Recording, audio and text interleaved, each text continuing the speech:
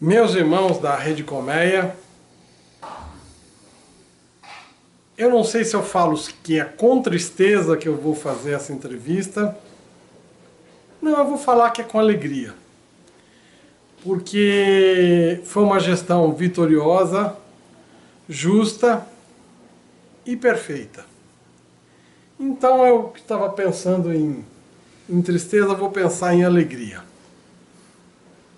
Essa deverá ser a última entrevista nossa com o grão-mestre-geral Marco José da Silva, o qual eu gostaria que cumprimentasse então inicialmente o seu público que tanto gosta do senhor. Bom, meus irmãos, é com alegria que me reporto a vocês através da Rede Colmeia, desta feita, como bem salientado pelo nosso querido entrevistador, Túlio Colasso Sobrinho, de que é a última vez em que me manifesto como grão-mestre-geral na Rede Colmeia. Mas, em outras oportunidades, se fizerem necessário, estarei sempre à disposição. E não é a última vez que ele estará na Rede Colmeia. Estou falando que é a última vez que ele estará falando como grão-mestre-geral, já que ele entrega o cargo dia 23. Então, não esperem nada curto aqui, porque em se tratando de Marco José da Silva, a história é tão longa que, para resumir, nós vamos tentar. Vai demorar essa entrevista. Soberano, o senhor começou a sua história maçônica, palaciana, assim, de modo de dizer, começou na Assembleia, é isso? Perfeitamente. Foi na Assembleia, quando fui eleito em 1989, por aí. Não, 1989. Deputado federal. Deputado federal. Aí o senhor chegou a presidente da Assembleia quando? Bom, aí assumi a Assembleia até em 87. 87 assumi e 97, perdão, assumi, e 96, 97, 98, já quem assumiu foi o irmão Manuel de Castro. Né? E nessa oportunidade foi quando faleceu o irmão Francisco Murilo Pinto, e então o presidente da Assembleia, que era o Manuel, ele assumiu interinamente o grão-mestrado. Posteriormente, foi feita, então, a eleição. Foi convocada uma eleição, tendo em vista que o irmão Francisco Murilo Pinto faleceu e também já estava falecido o nosso irmão João Ferlino, Miranda Ponte, ele também já estava falecido. Então, nesse caso, em virtude de ser vacância dos dois em pleno mandato, então houve uma convocação e a Assembleia promoveu a eleição.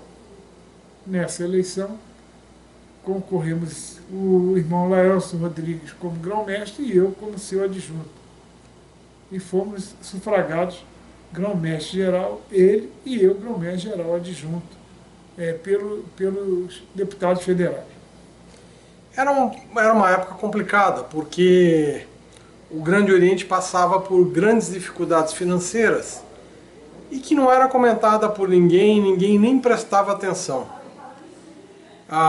Pelo que conta a história, quando os senhores assumiram, tinha no banco 5 milhões negativo. Fora que não se pagava os impostos trabalhistas e os IPTUs, o que eu sempre falei para todo mundo, e vai aqui uma correção, eu falava que no total dava 12 milhões. Depois, conversando com o irmão Laelso, ele me disse que na realidade a dívida do Grande Oriente era 16 milhões, é isso mesmo? Em torno de 16 milhões, isso mesmo. Em torno de 16 milhões. Bom, então nós já percebemos que o Marcos só foi por 2 mandatos, na época era 2 anos cada mandato? Para a Assembleia? Para a Assembleia? Não, era 1 ano cada mandato, eu fui em 2 mandatos de 1 ano. Depois a Assembleia passou a ter um mandato único de 2 anos, mas já não mais era da minha época. Então o senhor foi eleito 2 vezes como presidente da Assembleia, isso, ficando 2 anos, e o que para o maçom novo, que não é palaciano, poderia achar que o senhor foi escolhido por um acaso. Na realidade, foi pela experiência de ter sido o presidente da Assembleia, é isso? Eu fui presidente da Assembleia, à época também presidente da Assembleia Federal Constituinte. Era uma Assembleia que depois houve uma decisão do Supremo dizendo que ela não poderia continuar seu serviço. Protestamos e tudo, mas não logramos êxito. E, em seguida, houve essa eleição. Então, nós fomos eleitos, eu como grão-mestre-geral adjunto, o irmão Laelcio Rodrigues como grão-mestre-geral. Ao assumirmos, nós nos deparamos com um quadro deplorável aqui. Deplorável. Só a folha de pagamento era de R$300 mil. Só a folha de pagamento. Nós tínhamos aqui uma série de problemas advindos, inclusive da folha de pagamento nossa, e que nós não tínhamos satisfeito o dissídio coletivo. O dissídio coletivo de maio, sabem isso vocês, foi bem mais tarde, não havia sido honrado pelo golpe. Tivemos que fazer isso, nós funcionários, para que não tivéssemos nenhuma ação trabalhista.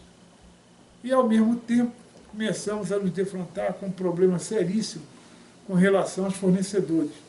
Os fornecedores que não admitiam vender para nós, a não ser à vista. Dinheiro à vista, porque nós estávamos, assim, desacreditados no mercado. Há quem diga que foi deixado dinheiro. Não deixou dinheiro, não. Deixaram muita dívida aqui. Dívidas muito grandes. E a maior de todas elas foi com o INSS, que nós tivemos que nos louvar do refis, e que esse mês de junho nós estamos pagando a última parcela. Foi um problema muito sério.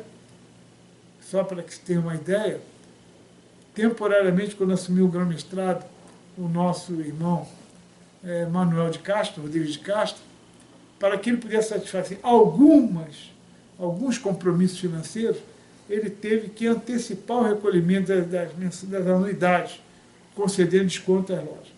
Caso contrário, não lhe seria possível honrar pelo menos algumas das obrigações, ou seja, despesas essenciais daqui de luz, telefone, etc. E essa foi a realidade que nos deparamos. Eu me lembro, na época, inclusive, que nós tínhamos aqui uma gráfica. Perfeito. Nós tínhamos várias motoristas, van, e os senhores tomaram a seguinte providência, pelo que me lembro. Quem ganhar mais de R$1.000 está dispensado. Não olhando o cargo, e sim o valor. Ou seja, de quase R$400 mil a folha de pagamento, os senhores passaram para 40 mil. É isso? Ele reduziu violentamente, ficou em 60 mil, por causa dos encargos sociais. Mas o grande problema é que nós tínhamos funcionários aqui, irmãos funcionários, que ganhavam R$3.500. Aquela época. Né? É óbvio que a nossa folha estava por demais inchada. E nós não poderíamos continuar com aquele problema com que nos deparamos. Razão pela qual fomos obrigados a dispensar esses irmãos, que não eram poucos, né? Inclusive o jornalista ganhava R$6.500 à época. E isso nos causou certo constrangimento, mas tinha que ser feito e fizemos. A mesma coisa com relação às despesas. Reduzimos o uso do elevador, a um só elevador, reduzimos as despesas na gráfica, porque a gráfica, por mais que ele tentasse trabalhar, ela não tinha condições de poder cumprir com aquele princípio básico de que seus custos fixos fossem satisfeitos. Por mais que trabalhasse, não tinha. Os custos fixos dela eram muito altos perante o serviço que ela nos prestava. O serviço era muito caro. Razão pela qual discutimos o assunto e resolvemos desativar a gráfica. Muitos nos criticaram, porque ali tínhamos alguns irmãos, sobrinhos, parentes, mas, só para que se tenha uma ideia, os rituais que saíam por nós, por exemplo, a R$6, passamos a fazer a base de R$3 cada um. Metade do preço. Sem contar o boletim, também, que reduzimos drasticamente. Hoje ele está só virtual, né? Está só, ele não tem mais, ele não é mais físico. Quanto gastava no boletim a última vez que o senhor mandou imprimir? Bom, por mês nós gastávamos 40 mil 40 mil reais em boletim. e hoje é zero. Hoje é zero, porque ele está totalmente colocado em nosso site, né? E à disposição de todos os irmãos. Não temos nem os gastos com impressão, nem também com envio via correio. Isso nos onerava muito, muito mesmo. E foi uma política que tivemos que adotar e resolvemos de uma vez por todas o grande imbróglio que nós tínhamos com os boletins. Porque não raras vezes havia as reclamações do não recebimento do boletim por várias lojas. Uma série de motivos. Algumas lojas do correio alegavam que tinha ido lá e não tinha encontrado ninguém. Por quê? Nos prédios onde funcionavam as lojas, durante a semana não tem ninguém, durante o dia. E eram outros problemas que surgiam, reclamavam que tinha sido extraviado. E agora não. Agora, com o sistema que nós estamos adotando, ninguém pode reclamar, pois está disponibilizado de imediato para todo mundo através do nosso site. Ou seja, isso daí facilita não aumentar a mensalidade do... Reduzir. Não, chegar a reduzir às vezes não, mas... Não, reduziu. Reduziu? Reduziu pelo seguinte, havia uma expectativa de que nós passássemos de uma vez só, de 60 para 90 mil, coisa que só fomos fazer 3 anos depois. Então conseguimos enxugar a máquina administrativa e acabar com uma série de regalias que tínhamos aqui. O número de veículos a que você se reportou, eles eram 4 veículos. Chegamos a ter 5, mas 4. E esses 4 veículos nós tínhamos 3 motoristas aqui. E com a decisão adotada, nós passamos a ter um único motorista, tá? E 2 carros de serviço. Um de serviço, o outro para o grão-mestrado. À época, quando nós assumimos, tinha um carro para o grão-mestre, um carro para o grão-mestre adjunto, um carro que era uma van, mais um carro pequenininho, que era um Honda Civic, mais não sei o quê, tinha uma série de carros. E isso aí só causava para nós despesas. E esses encargos faziam com que nós tivéssemos dificuldade de honrar com certos compromissos. À medida que nós desativamos esse pool de veículos, ficamos apenas com 2 carros, um para o grão-mestre e outro para que fizesse serviços essenciais, que até hoje perdura a mesma coisa, né? Reduzimos. Por quê? No carro para o grão-mestre, quando o grão-mestre está em seu trabalho, ele libera o motorista e esse também serve para fazer diversos serviços de rua, dando pleno apoio à nossa Secretaria de Administração e Patrimônio, assim como a Secretaria de Finanças, com os tribunais, etc. Então foi muito bom tomarmos essa atitude, pois evitamos uma série de problemas. E o grande problema também com que nos deparamos é que os motoristas de então, não digo por culpa deles, mas por um problema de falha violenta de logística, né? O grão-mestre saía do Rio de Janeiro para ir, por exemplo, para Porto Alegre. Tudo bem, ele ia de avião. E o motorista ia de carro. Levava o carro do Godo até Porto Alegre para servir o grão-mestre lá. Uma vez fomos para a Bahia, foram os 2 carros. 2 motoristas foram daqui, saíram daqui para ir para a Bahia para servir o grão-mestre mais algumas pessoas. Ora, isso aí não tem cabimento. Mas isso com o senhor ou... Não, isso já foi na época da administração anterior do irmão Murilo. Né? Isso é comum que se fizesse. E os motoristas, obviamente, cobravam horas extras, uma série de vantagens que eles faziam jus, né? E nós tínhamos que honrar também com esses pagamentos, fazendo com que ficássemos onerados cada vez mais. À medida que nós assumimos e não mais tivemos esse tipo de despesa, a não ser quando nós mesmos dirigindo, levamos o carro para Goiânia, para Minas, para vários lugares, aí a situação passou a ser outra. Entendi. Então, a gente ia chamar o Marcos o nosso soberano de pão duro, quer dizer, não é bem pão duro, está sendo mais probo do que outra coisa, é isso? A finalidade é essa. A finalidade é essa, não é? Porque às vezes o Marcos não deixou, dando a conotação de pão duro, não é que antes de tomar qualquer atitude ou qualquer despesa, o senhor para pensar muito, é isso? Não, tem que planejar, porque é muito fácil, né? Tem um ditado que se usa lá no Rio de Janeiro, acho que no Brasil todo, é muito fácil fazer gentileza com o chapéu dos outros. É muito fácil gastar o dinheiro que não é nosso. Então não é justo, porque nós temos irmãos que muitas das vezes têm dificuldade até de pagar a nossa cota anual. Então por que nós vamos esbanjar? Qual é a finalidade? Não.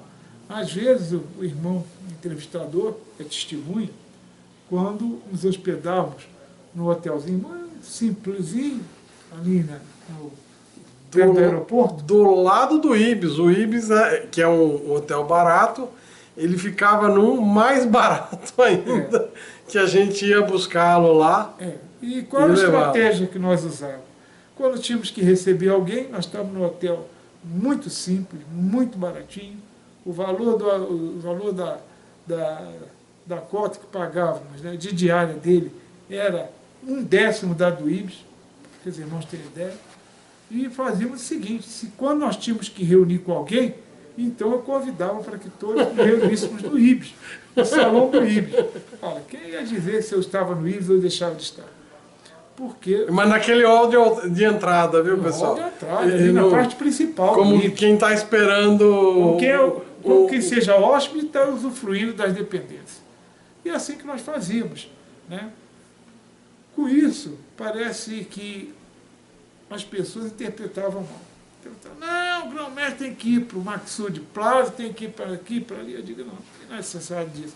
Primeiro porque nós no hotel, que até hoje procede dessa forma, os irmãos são testemunhas, nós normalmente chegamos no hotel por volta de meio-dia, 1h. Almoçamos, saímos para diversas visitas. E nessas visitas, nessas visitações, nessas lojas, só voltamos 1h, 2h da manhã. E também é hábito eu pegar os aviões mais cedo, que eram os mais baratos. Ora, iam ficar 2, 3 horas no hotel. Para que um hotel de luxo? Bastávamos apenas usarmos um hotel onde tínhamos um lugar para tomar banho, que era o banheiro, dentro do próprio hotel, dentro do próprio apartamento, uma cama para descansar um pouco, e no dia seguinte saía de manhã e íamos embora. E isso aí foi alvo de muitas críticas de irmãos que não entenderam a história. A história é a seguinte: para que gastar uma fábula se nós vamos ficar só 2 horas em um hotel? 2, 3 horas. É assim que nós procedimos, e acho que assim eu poderia fazer, porque eu estava me valendo dos recursos dos irmãos. E eu fui testemunha de tudo isso e aprendi muito. Ou seja, se vier entrar aqui um grão-mestre, achando que aqui é um local nababesco, que tem muito, que pode gastar à vontade, vai criar um problema para os irmãos, é isso? Não resta dúvida. Porque, observe bem, quantas vezes eu viajei com comitiva para qualquer lugar? Nenhum. Eu não acho viajar com comitiva. Quando muito, e raras vezes, era um irmão que me acompanhava. Lá em São Paulo, né, mesmo, quantas vezes saímos, eu, o nosso ilustre entrevistador, com o irmão Egisto, com o irmão Gesso, e saímos para fazer... Nós vimos que os nossos carros buscá-lo no hotel, levava até a sessão e depois trazia de volta para o... Mas sozinho, porque o grande problema é que as pessoas acham que o prestígio de um grão-mestre, por exemplo, ele está com uma comitiva de 10, 15, 20, não é, isso não é prestígio. Prestígio é ele ir sozinho e vários irmãos fazerem com que ele estivesse sendo acompanhado sem que tivesse o gasto de valores algum. Acho que aí sim é prestígio. São os irmãos que nos acolhiam carinhosamente, conforme nosso entrevistador e outros mais, que nos recebiam, e fazíamos então todas as viagens necessárias, todas as visitas e comparecimento a todas as sessões para as quais nós éramos convidados. Eu fiz questão de falar isso para os irmãos saberem qual é a qualidade. Essa é uma das qualidades e uma das principais para se ser grão-mestre. É não achar que pode gastar o dinheiro que não é seu, da forma à vontade. Eu sempre vejo o soberano parar para pensar bem antes de gastar qualquer centavo numa reforma. Veja o que os senhores construíram aí, agora nós vamos começar a falar. O Laelcio fez ele ficou 7 anos. 7 anos. Ou seja, o soberano Marcos ficou 2 anos como presidente da Assembleia. mais 7 anos como grão-mestre adjuntos Presidente do Conselho. e presidente do Conselho, e mais 10 anos como soberano grão-mestre. Ou seja, está fazendo 19 anos o senhor nessa vida palaciana, passando por todos esses dissabores que a gente vê.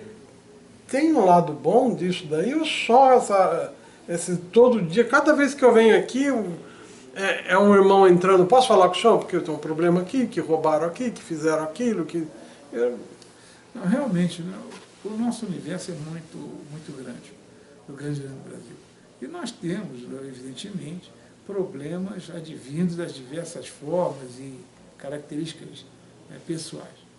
E nós estamos aqui exatamente para poder examinar e ajudar as pessoas a resolver esses problemas. E não são só problemas, tem muitas alegrias.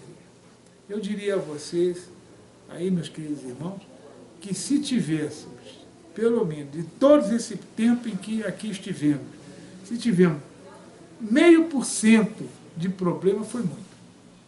Nós tivemos 99,5% de alegria. O resto foi pouca coisa, não é muita coisa. É lógico, você tem muitas vezes que parar, analisar, caso a caso, ver se procede ou não e tomar uma decisão. Decisão essa que nem sempre agrada a todos, é lógico. Você vai decidir, tem alguém querendo resolver de um jeito, outro querendo outra solução. E nesse impasse, alguém vai ficar exatamente o quê? Decepcionado, pois não foi atendida a sua pretensão. Mas o outro, por outro lado, vai ficar contente. Isso aí para o grão-mestre, ele precisa saber, eu digo isso para os irmãos estão acostumados a vir aqui no gabinete, nós nunca fechamos a porta do gabinete, nunca. Nós nunca marcamos uma audiência. Por quê?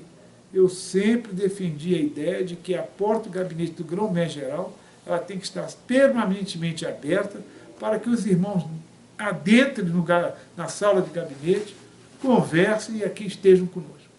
Isso é que é importante, porque, conforme eu digo, na maçonaria quem manda é o maçom, não é o grão-mestre. E o maçom vem, muitas vezes, recebemos visita de irmãos, os mais simplórios, né, que perguntam, será que nós podemos olhar? Olhar não, meu irmão, você vai entrar, vai estar comigo, faço questão de tirar uma foto contigo, não por demagogia, mas por considerar aquele irmão, que às vezes não teria outra oportunidade de vir a Brasília. Isso é importante, acho que isso é que faz a maçonaria diferentemente.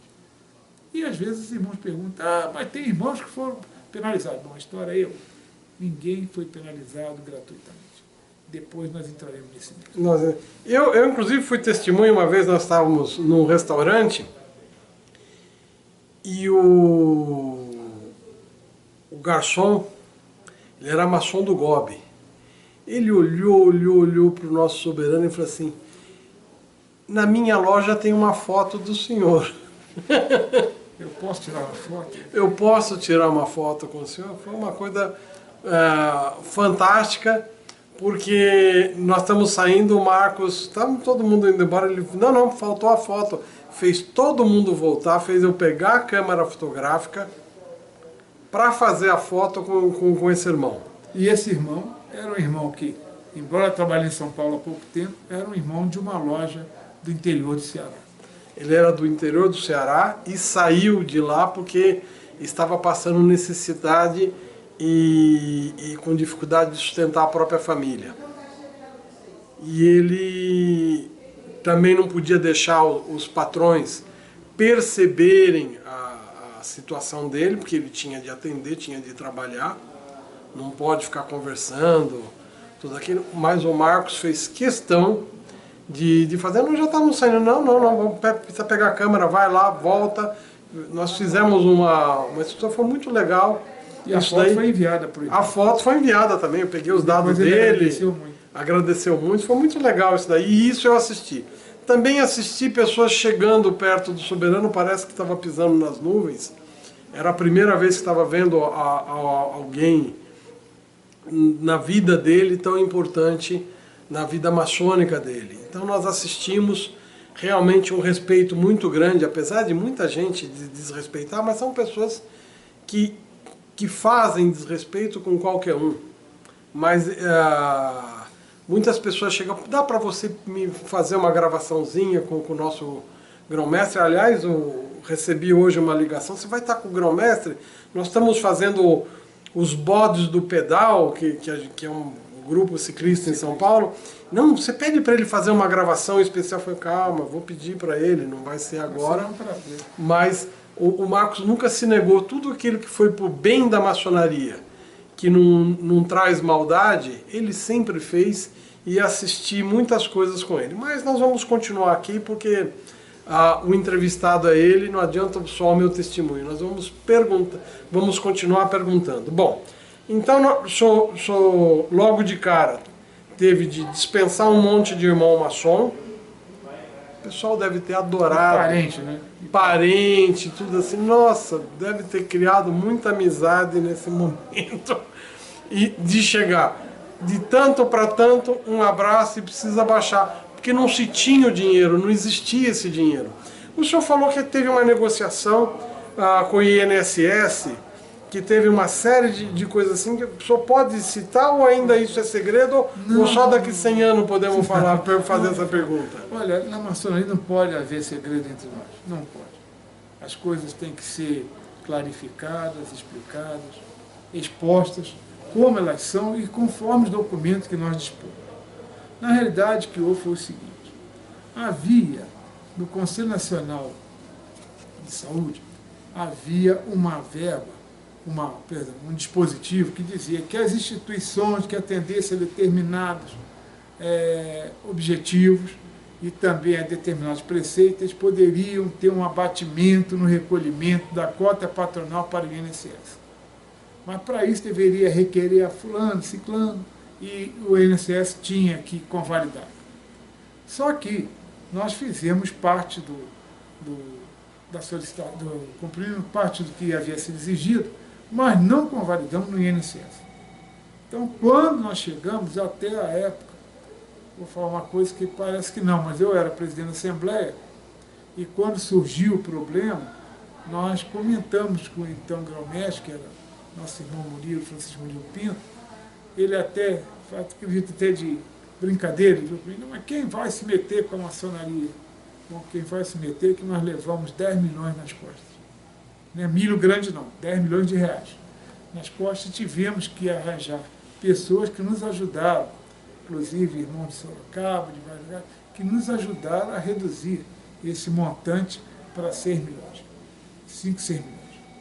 Mas tudo isso em virtude de uma interpretação errônea, achar que nós não tínhamos coisa. Mas não, nós não tínhamos convalidado aquele tipo de desconto. E digo de passagem, não valia nada para nós não.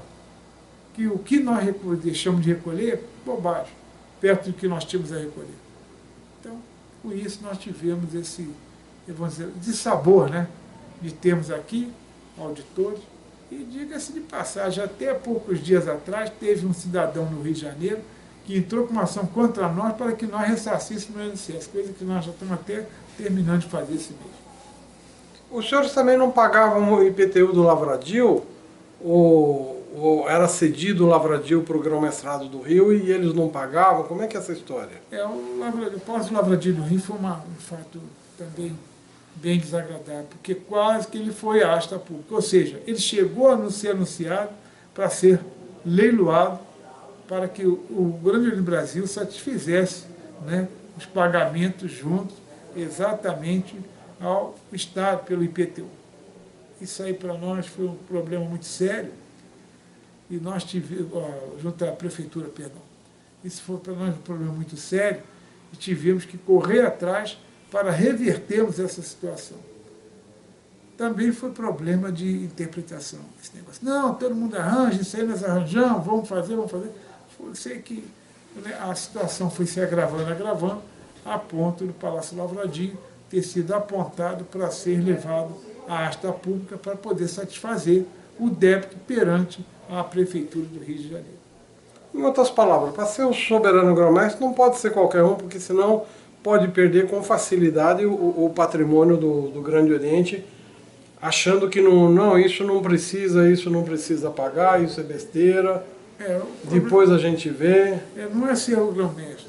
É preciso que o grão-mestre também eu sempre cito isso, desde a época que trabalhava fora, eu sempre cito o seguinte: quem comanda tem que ter a consciência de que ele tem que trabalhar em equipe, não equipe. Equipe, quando eu digo, é quando o chefe, o líder, o presidente, acha que todo mundo tem que fazer o que está na cabeça dele. Não funciona. As pessoas têm que se valer de pessoas capazes e conhecedoras dos diversos campos em que vai atuar. Como no caso nosso, na área financeira, na área de administração, isso é importante, tá? Para que ele possa bem administrar. Como é que ele vai tomar certas decisões, né? Sem que ele tenha um apoio, sem que tenha uma sustentação efetivamente que vai lhe dar tranquilidade de poder decidir.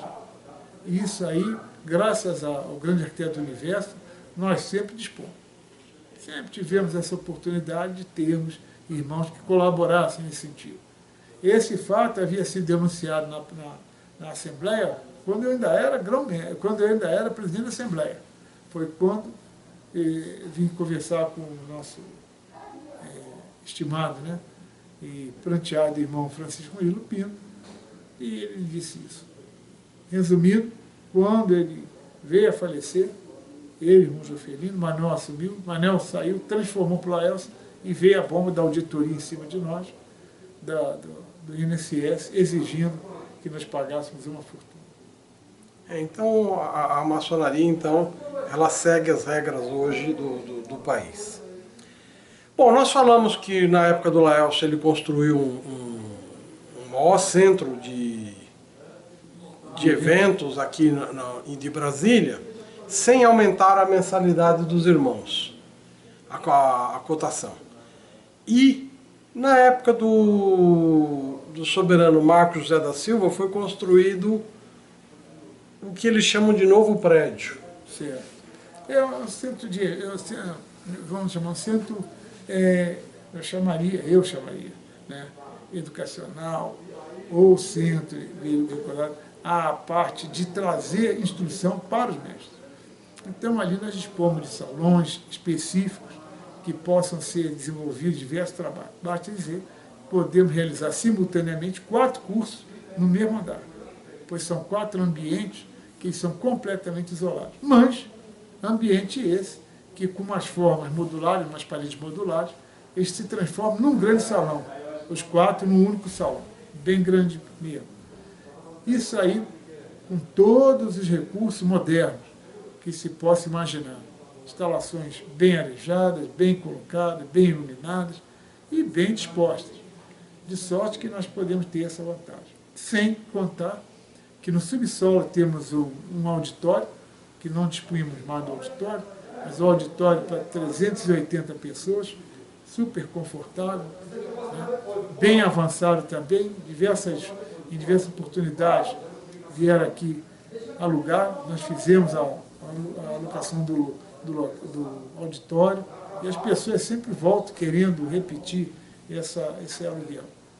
Isso é importante para nós, porque também junto a ele temos uma parte que faz então os eventos, os coquetéis, os jantares. Então também ali ele pode agregar com facilidade 150 a 200 pessoas. Isso é importante para todos nós. E nós gozamos dessa oportunidade de poder construir. Isso também mediante um planejamento. Não construir por construir. Nós não derrubamos o antigo prédio que ali existia por derrubar. Nós não fizemos isso. Fizemos antes um planejamento, imaginando como é que vamos fazer, como é que nós poderemos derrubar o prédio que existia com seu tempo. Mas não... Chamava Gobinho. E o senhor não está comentando que tem os templos de cada rito. Ah, sim. E não vou chegar lá. Então, no princípio era o seguinte: quando se efetuou o planejamento inicial, discutimos bem, mas nós tínhamos uma preocupação. Não desalojar as lojas que funcionavam aqui no Gobinho. Não deixá-las ao léu. O que fizemos? Então, pegamos numa parte do terreno, construímos um templo provisório. Tempo esse que é provisório, mas as lojas que ali funcionavam não queriam que nós desmanchássemos de forma alguma. Mas desmanchamos porque construímos nesse novo prédio, construímos 3 templos no subsolo, e que eles atendem plenamente à demanda existente. E os irmãos têm não só o templo, como tem uma área onde tem seus armários, onde tem seus quadros de avisos. Tudo isso foi feito com muito carinho e é sempre motivo de elogio por outras pessoas. Isso nós dizemos o seguinte: como foi feito? Com planejamento. Não foi feito de uma noite para outra, de um momento para o outro. Foi pensado e só para que se possa exemplificar. O templo provisório, tá?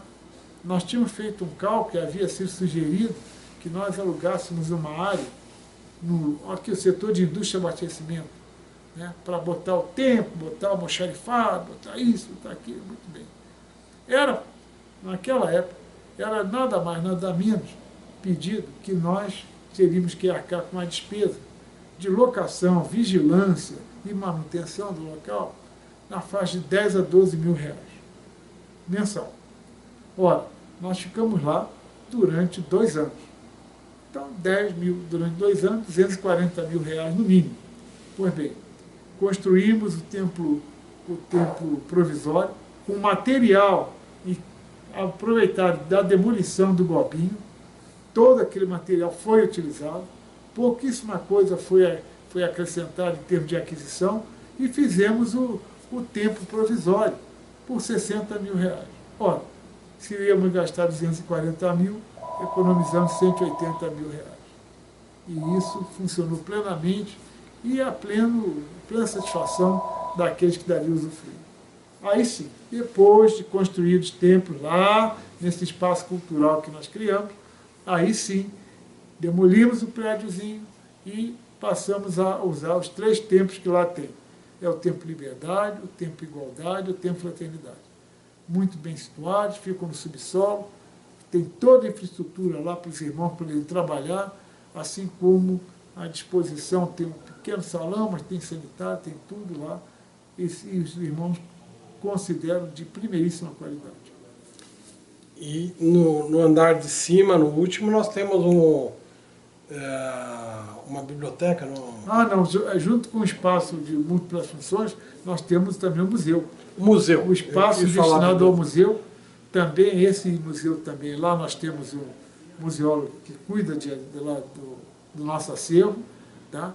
Mas ele também tem toda a estrutura, tem toda a refrigeração necessária, tem a iluminação própria, tem a quebra de luminosidade excessiva também, tudo de acordo com um estudo técnico feito por especialistas, não só por nós, mas apenas... Lá que tem ficado os documentos antigos da maçonaria, é isso? Não.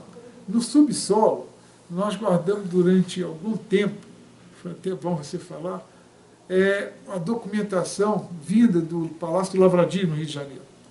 Porque todo o nosso acervo do Palácio do Lavradio não poderia lá continuar, pois nós tivemos que fazer um restauro muito grande no Lavradio.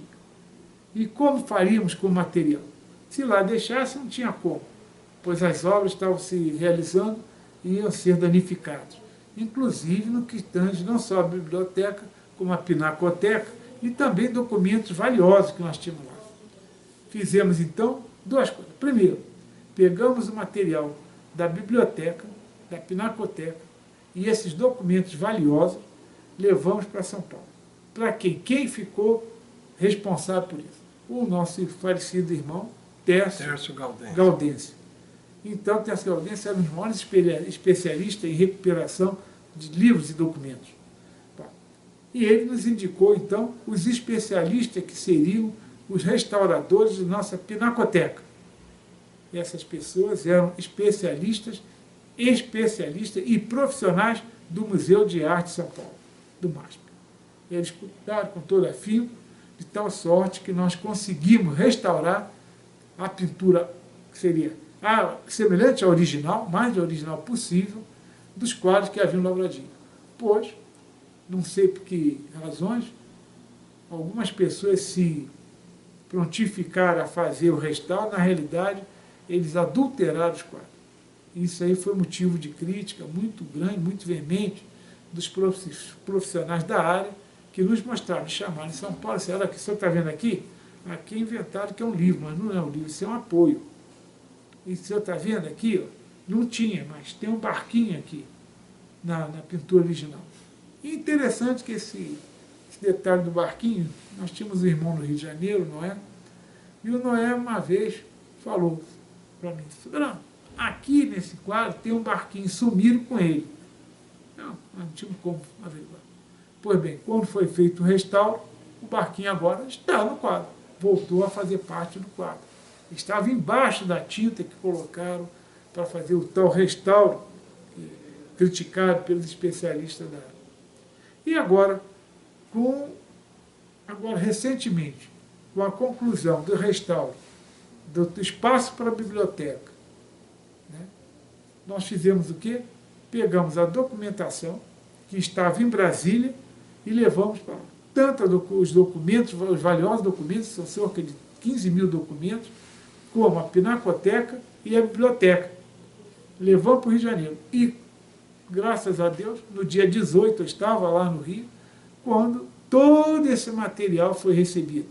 E está sendo cuidado para que possamos ter uma exposição esplendorosa sobre os documentos da maçonaria. Então quero fazer uma pergunta. Aqui eu escutei falar que esse material estava estocado em sacos de lixo, esse material valioso, e que no meio desse material valioso, o senhor deu muita sorte achando inclusive cartas de Marechal Deodoro. Perfeito. Tem uma coisa até interessante que se fala, Dom Pedro II nunca foi maçom, mas o pessoal do rito brasileiro, quando fez, estava refundando alguma coisa assim, eles mandaram o grau 23 para o Dom Pedro II, que estava guardado inclusive na Biblioteca Nacional. O senhor tem algum conhecimento para a gente falar um pouquinho sobre o seguinte, essas coisas? Quando nós recebemos o Palácio Lavradio, ele foi cedido ao Grande Oriente do Brasil, Rio de Janeiro, em comodato, durante muitos anos. No dia 17 de novembro do ano em que eu assumi meu primeiro mandato, nós estávamos na loja Comércio e Arte, que é a nossa loja número 1, é a Primagem. Estávamos lá numa sessão festiva, que é o aniversário delas, é 17 de novembro. Quando lá estávamos, o Rio de Janeiro, sobre o Rio de Janeiro, desabou um temporal muito grande, muito grande. Pois bem, meus irmãos, chovia mais dentro do templo do que lá fora. Todo mundo ficou apagado. Dentro do palácio como um todo, porque nós tínhamos um problema seríssimo com o telhado do Palácio Lavradio. Olha, isso nos preocupou. Foi aí que nós começamos a tomar a iniciativa de retomar o palácio, senão ia cair o palácio. Retomamos o palácio, pedimos ao Grande Oriente do Rio de Janeiro que nos devolvesse o palácio, né, que estava sob uma forma de comodato, se sob uma forma de comodato, e começamos a fazer. Quando foi uma surpresa, depois que o Grande Oriente do Rio de Janeiro nos devolveu o palácio, quando estávamos fazendo a vistoria nas dependências, nos deparamos com aquele saco de lixo preto de 100 litros, né, cheio de documentos. Ficamos apavorados. Foi quando chamamos o nosso irmão Tércio Gaudêncio para que ele viesse e nos ajudasse com uma equipe. Foi aí que nós tivemos que fazer uma licitação. O Tércio Gaudêncio ganhou a licitação, graças a Deus, tá? E com uma equipe começou a verificar todos aqueles documentos que estavam no saco. Eram para mais de 50 sacos de lixo, muito mais. E aquilo tudo foi revisto, daí saíram esses documentos, esses 15 mil documentos recuperados e mais alguns outros. Assim também como livros que ali estavam. Também escutei falar que os senhores tinham metido a mão nos documentos, só que os senhores mandaram para o local e tinha de ser secreto, ninguém podia saber onde estava. Não foi bem documento. O que houve foi o seguinte, quando nós assumimos a fazer esse restauro, começamos nesse restauro, nossa preocupação maior era o telhado, porque se não fizesse telhado, não podia mexer em mais nada. Bom, e aí houve um fato interessante, estávamos mexendo, e foi uma equipe do INEPAC. O INEPAC é o órgão no Rio de Janeiro que cuida desses prédios que são tombados, né? E foi uma equipe do INEPAC, e chegou lá, eles começaram a ver, e houve uma denúncia ao INEPAC de que nós havíamos subtraído a caneta em que a princesa Isabel assinou a Lei Áurea. Bom, tudo bem. Então, esses profissionais foram lá e, em determinado momento, uma das técnicas do INEPAC virou-se para mim e para o outro irmão, principalmente para mim, assim, escuta, e a caneta? Onde é que está a caneta? Ele falou, que caneta? Ah, da princesa. Ah, sim, caneta. Eu disse, está em Brasília.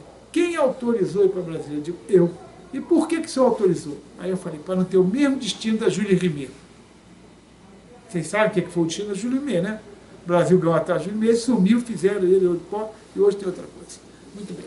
Ela ficou assustada. Que eu disse, você vai se responsabilizar por isso? Eu passo para você. Mas vou fazer uma nota, tá? Vamos em cartório, você se responsabiliza. Ah, não. Então, tudo bem. Então, foi quando veio o acervo todo para Brasília. Depois de restaurado, veio o acervo todo para Brasília. E esse fato que você bem citou, é que havia um desleixo muito grande.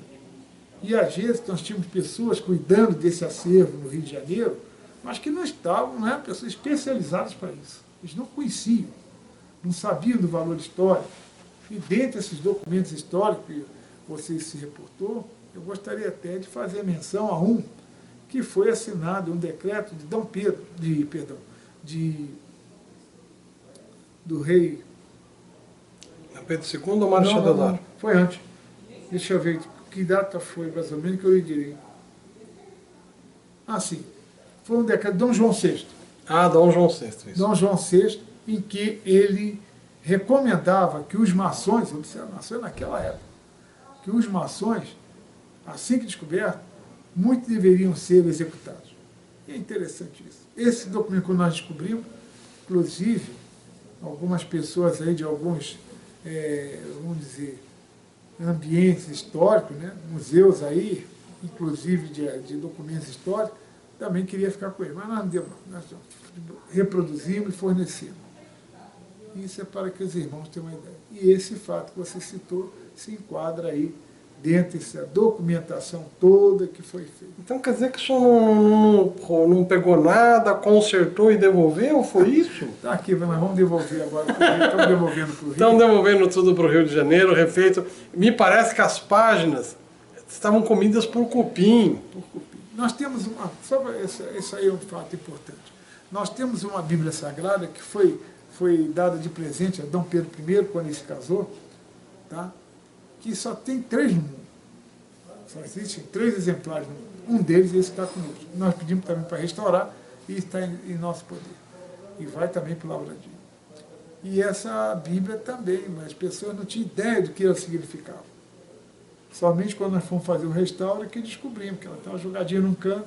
Então nós começamos a ver a grandeza, né? E a riqueza do patrimônio que nós tínhamos e que estava sendo devidamente zelado. Está vendo o perigo que é soltar um Grande Oriente na mão de qualquer pessoa? De repente, perdeu uma parte da história do Brasil, não é da maçonaria. Então, estou gostando dessa conversa aqui. Já falamos agora sobre essas coisas, porque a gente na época, olha, sumiu, inclusive esse pessoal do Ministério Público, depois de ver o trabalho, me parece que eles inclusive contrataram as pessoas que estavam fazendo um trabalho para o Grande Oriente. Os restauradores da Pinacoteca, dos documentos, eles tomaram por referência e contrataram.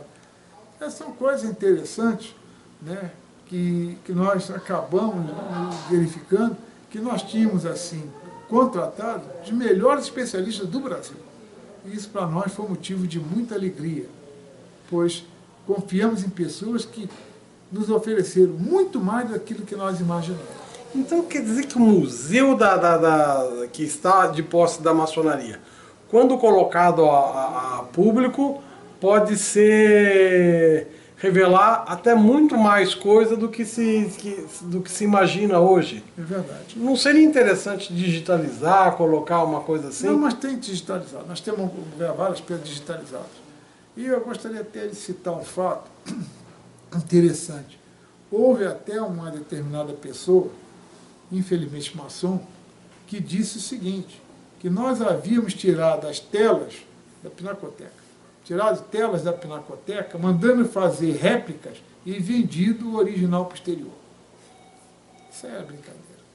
Então, pessoas como essas é que fizeram com que muitos dos nossos trabalhos fossem sendo retardados e não puderam prosseguir, porque receberam várias pessoas, o Banco do Brasil recebeu, Petrobras recebeu, tudo com recursos que nós havíamos, já estávamos entabulando para poder tocar.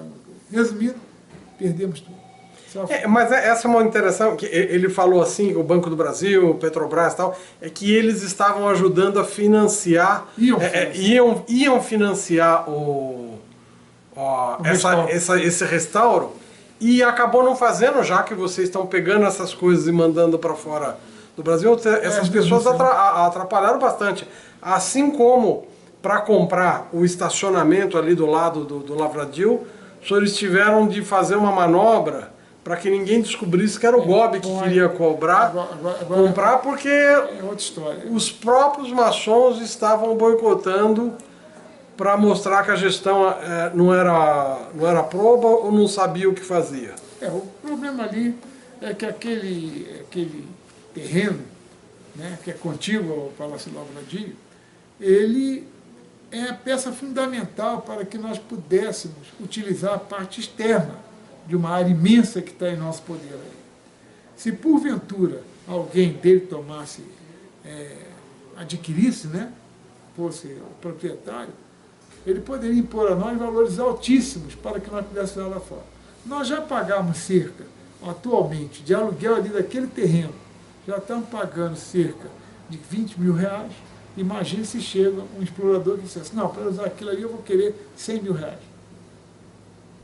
Mas hoje o senhor comprou, já está no nome do GOB, como é que é essa história aí? Não, já comprou, já adquirimos, já estamos com a escritura. Já está com a escritura? Já temos escritura. Se até ofereço a Rede Comércio, se quiser fotografar. Vou fotografar e eu vi, realmente é verdade. A escritura já está em nosso foi nome. Pago, não foi? Foi pago. O que havia sido, nós na oportunidade solicitamos à Assembleia que permitisse que nós pudéssemos ter à nossa disposição para concorrermos, que for uma concorrência feita na licitação, de pudéssemos uma determinada quantidade de recursos provindo do nossos próprios cofres. Recursos esses que eram superávit de exercícios anteriores. Muito bem. Aí pedimos 5 milhões, e, na realidade, adquirimos o imóvel por 2 milhões, 900 e pouco, chegou a 3 milhões. Isso aí, para nós, foi uma vitória. Não é que nós tenhamos participado de nenhum golpe, não foi nada disso. Não. Apenas, nós não quisemos divulgar muito o assunto para que não houvesse especulação. Porque se alguém descobrisse que a maçonaria estava junto, o negócio ia ficar muito alto. Aí virava os 5 milhões. Que valia, então foi fazer mais... uma nova avaliação. E com isso nós contamos com, vou aqui citar um nome, pela primeira vez, do João Carlos do Rio de Janeiro, que foi fantástico. O trabalho dele foi fantástico, nos proporcionando, como ele está trabalhando muito com relação ao IPTU, né, a isenção do IPTU, mas trabalhando de forma dentro dos princípios morais do GOB e de acordo com os dispositivos legais. Não tem nada fora disso. Nós estávamos falando do prédio aqui. Quanto que o senhor emprestou de dinheiro para construir esse prédio aí do cultural que o senhor falou? Não, isso aí nós gastamos pouco. Bom, gastamos pouco. Eu perguntei quanto o senhor pediu emprestado para poder construir. Pedimos muito. Já que não aumentou a mensalidade, como é que o senhor fez isso daqui? Nós gastamos muito. Nós gastamos assim de empréstimo de terceiro e verbas adicionais de irmãos, zero. Pedimos nada a ninguém. E é o que eu falei no início sobre o planejamento à vida. Por exemplo, o ferro nós compramos tudo por antecipação. Então pegamos uma grande alta de ferro. Quando houve a grande alta de ferro, nós já tínhamos toda a ferragem toda adquirida aqui, através de uma siderúrgica, que fizemos uma concorrência. Cimento fizemos a mesma coisa. E várias coisas nos antecipamos. Mas tudo mercê branca. Não foi necessário fazermos nenhum aporte de recursos com base no aumento da cota de atividade de obreiros ou cota extra de obreiros. Nada. Quem falar isso, ele não sabe o que está dizendo. Tudo construímos, hoje é um patrimônio invejado, seria muito caro hoje se construirmos, mas graças ao grande arquiteto do universo, como tem o velho ditado, Deus ajuda quem trabalha, ajudou a maçonaria. E temos tudo lá, conforme os irmãos quiserem ver, poderão ver.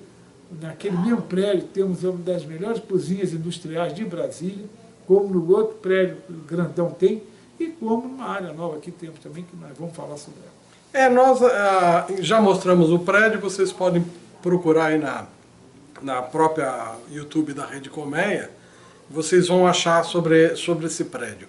Então quer dizer que não houve empréstimo aqui, e ainda por cima pagando a dívida de INSS, perfeito. pagando saudando as dívidas que esse mês aqui o senhor garante que é a última parcela? A última parcela vence agora em O julho. senhor não vai deixar dívida para o próximo? Não, não precisa. Não há necessidade. Para o próximo aí, ele vai ter, lógico, seus planos, vai construir também, todo o seu programa de trabalho vai ser feito, vai ser seguido, e ele há de também verificar o que precisa ser feito. Que eu acho que cada candidato tem seu plano de trabalho. E esse plano de trabalho eles vão executar. E posso lhes garantir que recursos adicionais, advindos de áreas nossas locais, são assim, vamos dizer, invejáveis. Já que ele falou vamos falar desse prédio aqui, é o prédio central do GOB, que foi feito com trilhos de pontes, pelo Jair Assis Ribeiro, que foi governador, inclusive, de Goiás, e ele comprou, não é nada de presente. Quando eu comecei a frequentar aqui, eu me lembro que caía muito água dentro do templo nobre, e com o tempo foi tudo isso reformado, e parou de ter. Os senhores fizeram também essa reforma, né? Fecharam a parte de cima. Conta um pouquinho sobre o que foi feito no prédio central, além de colocar câmeras de segurança. Vamos partir do início. Esse prédio, ele não tinha uma cobertura no vão central. Além disso, havia um espelho d'água no vão central. Que tinha peixe, essas coisas, né? Esse vão central ele começou a dar problema, vazando para cima, para dentro do templo, que o templo fica na parte de baixo, né, no subsolo. E isso aí causou problema. O caso foi nessa oportunidade, que já foi na administração do irmão Laelso, ele, por bem, mandar fazer um estudo para que nós aterrássemos e fizéssemos ali um salão só. Foi aí que surgiu o salão. Fez o salão, fez espaço para a biblioteca ali, depois, para que fosse a biblioteca alojada, mas depois disso nós conseguimos remodelar, atualmente conseguimos. Mas foi feito nesse sentido realmente. Aquela cúpula foi adquirida, muito bem instalada, arranjamos, foi até de um irmão nosso de São Paulo, e quem fez aquele trabalho, mas mediante licitação. Não teve um processo aqui que não tenha sido objeto de licitação. Não teve nenhum favorecimento para irmão nosso, nenhum. Em nenhuma obra, em nenhum projeto, em nenhuma aquisição nossa. Se o irmão ganhou, foi porque mereceu. Tivemos um caso até muito triste, 2 casos muito tristes aqui. Um deles foi de um irmão que perdeu uma licitação para seguro aqui, e depois, através de uma pessoa, veio dizer, olha, vocês fizeram seguro por tanto, mas nós vamos fazer para vocês por menos tanto.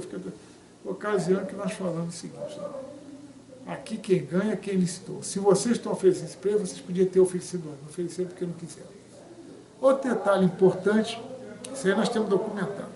Outro detalhe importante foi quando nós fizemos aquele prédio lá, aquele centro de educação, ali foi interessante.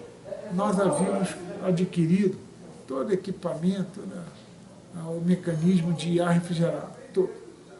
E ganhou uma pessoa que não era maçom, mas tinha um irmão nosso que tinha também concorrido, né, naquela licitação e não logrou o valor dele.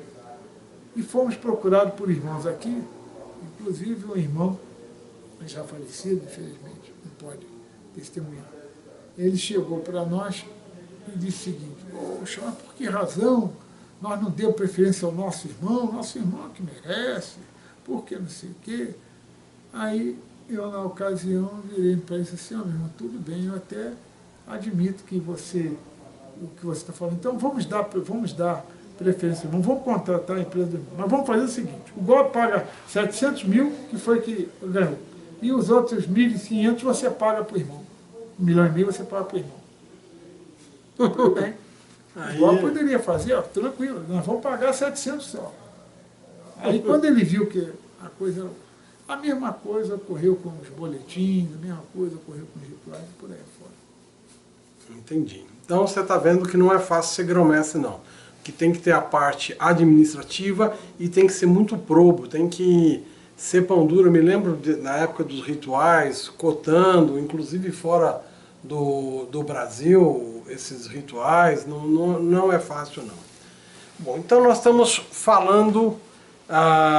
já falamos então do prédio aqui central construído sem aumentar um valor para os irmãos, a reforma aqui desse prédio aqui central sem aumentar nada para os irmãos, a reforma do lavradio, que o lavradio tinha cupim, as paredes lá tem 1 metro e tinha dormentes de trem lá dentro, já era feito, foi um prédio que um irmão comprou para cassino. E não deu certo, ele doou esse prédio para o Grande Oriente do Brasil, e daí lá tem até uma cadeira que todo mundo inventa, que era a cadeira de Dom Pedro. E a gente, para não decepcionar ninguém, a gente fala, olha, Dom Pedro sentou aí. Mas a cadeira foi construída depois que Dom Pedro já tinha morrido, inclusive. Deixa eu fazer só um apontamento, que senão eu acabo esquecendo. O nosso irmão Jair Ribeiro foi grão-mestre de Goiás, não governador. Grão-mestre de Goiás, ele não foi governador de Goiás, então foi bom ter feito essa correção, que eu tive essa impressão quando alguém falou que era assim, mas ele comprou, fez aqui, vocês estão acostumados ainda. Ele construiu esse prédio, ele foi um grande construtor, ele teve assim uma coragem e uma firmeza muito grande para construir isso. Aqui nós participamos também dessa parte, né, da construção, participamos assim como ações, não da equipe que foi construtora. Mas vimos que foi tudo feito, fantástico, e até hoje vocês veem que o material está aí, um fantástico primeiríssimo. É material fantástico.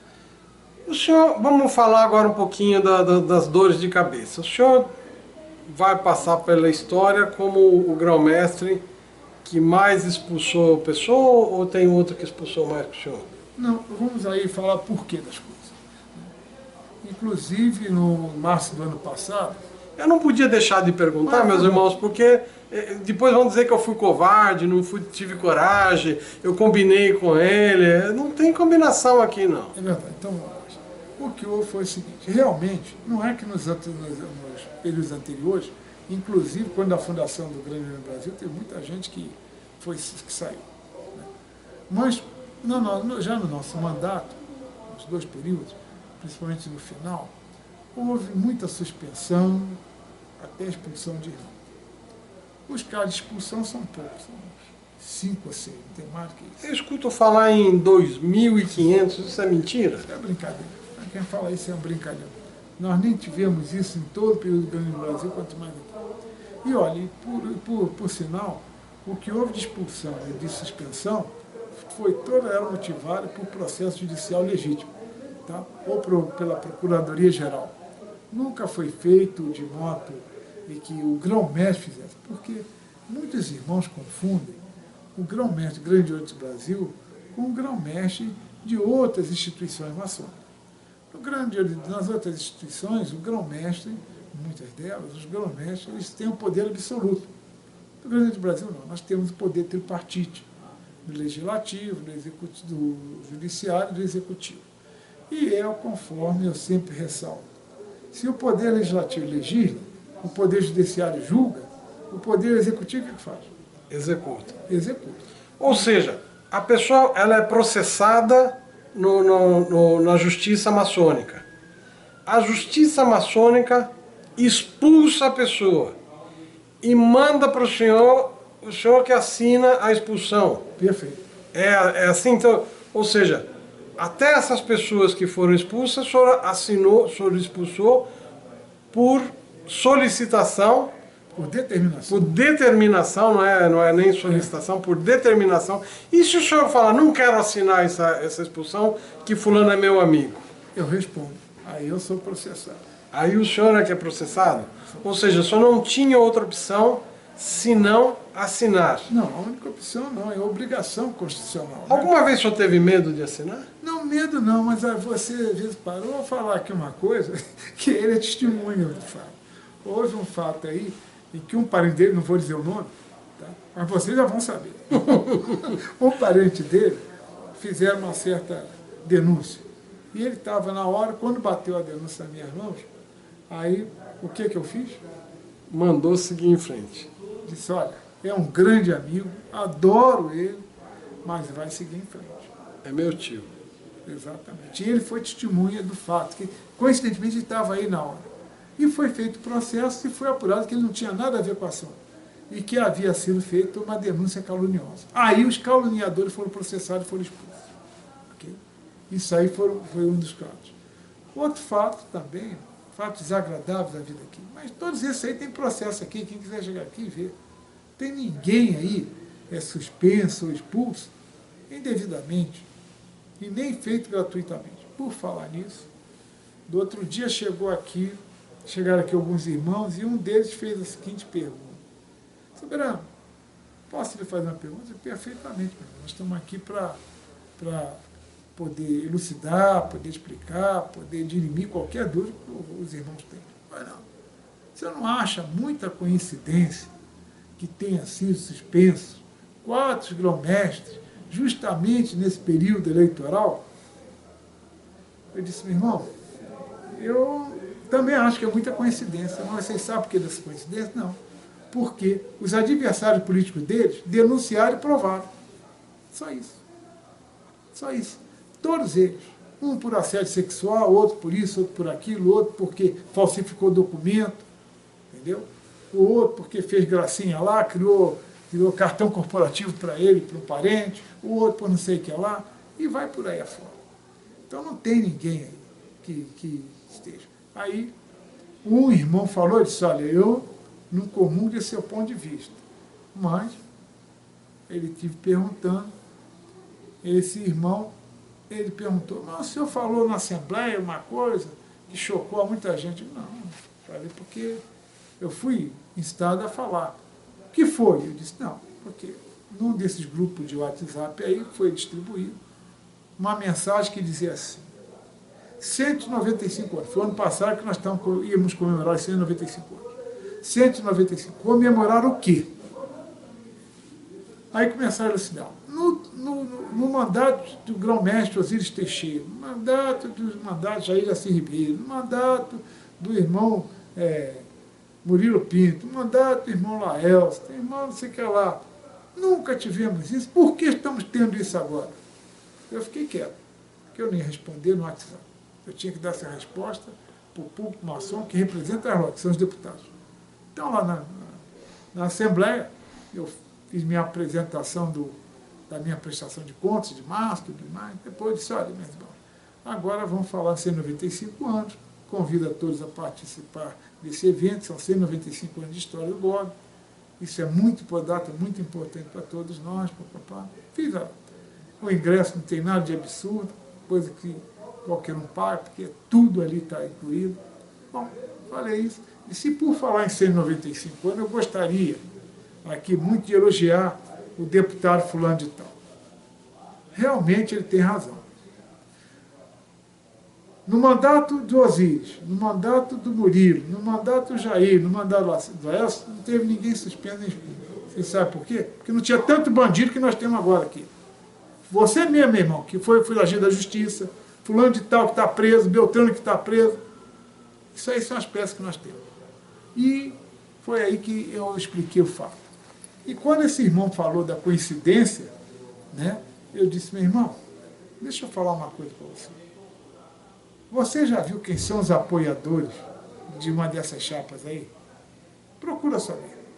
Se não são os expulsos, os suspensos, procura saber. Agora, antes de procurar saber, pega os processos deles que estão disponibilizados aí para vocês todos e veja os motivos. Veja se há um motivo desse aí. Mesmo porque todos foram parar quase na justiça profana e foi mantido... Foram, perderam. Eles perderam na justiça profana, na justiça comum que eu chamo. E isso aí é um problema muito sério, porque há bem pouco tempo também teve um cidadão, nós chamamos de irmão, um cidadão, e chamou um dos nossos ministros de moleque. Bom, o procurador mandou, determinou que fosse suspenso, nós suspendemos. Aí vieram com uma história que uma loja ia sair, eu disse, não estou preocupado com a loja não. Que quem apoia pessoas que fazem isso, valem tanto quanto ele, pode ir embora. Pode ir embora.